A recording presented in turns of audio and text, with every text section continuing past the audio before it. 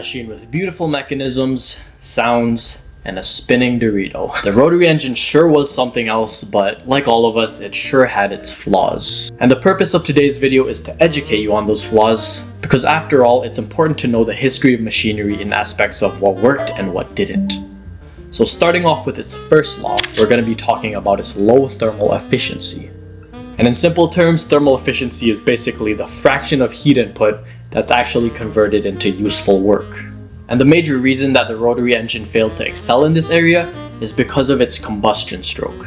And the combustion stroke is basically where it's supposed to ignite the fuel that enters the system. However, some of this fuel was left unignited, and that's because of its low compression ratio. And a compression ratio is basically how much larger the largest volume in a chamber is compared to the smallest volume possible in a chamber. And because the compression ratio was low with the rotary engine, there wasn't much room or time for all of the fuel to be completely ignited. In short, the rotary engine used a lot of energy input but failed to produce a reasonable energy output. It's as if you ate so many calories but didn't use any of it to fuel a workout. So don't be like the rotary engine, make sure you're exercising. Flaw number 2 is faulty sealing. So it is of utmost importance that the chambers in the rotary engine allow no gas exchange happening between them, because there are 4 stages that happen in a 4-stroke engine. That is intake, compression, combustion, and exhaust.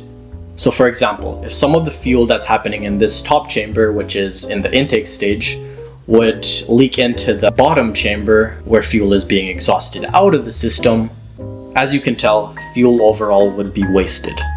So to combat this, the rotary engine uses seals. That being the apex seals, which go into the corners of the rotors, the front seals, which goes onto the front of the rotor, and the side seals, which go onto the sides of the rotor.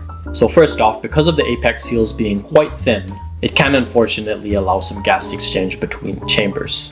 And second of all, because of the metal inner plates being metal, they're going to be prone to warping when there's high temperature changes. And therefore, the face seals and the side seals also won't be as effective. So what does the rotary engine do yet again to combat another problem?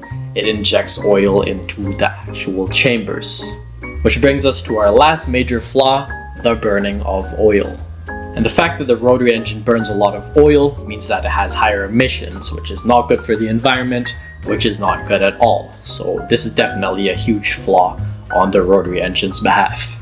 But nevertheless, the rotary engine was unique and admired by many, including me, because why else would I make a rotary engine model? Something about the rotary engine was just so unique and aesthetic, but unfortunately, like all engines, it was imperfect. And the rotary engine specifically was just too imperfect to stick around. I hope you learned something from this video, and I will catch you next time. Goodbye.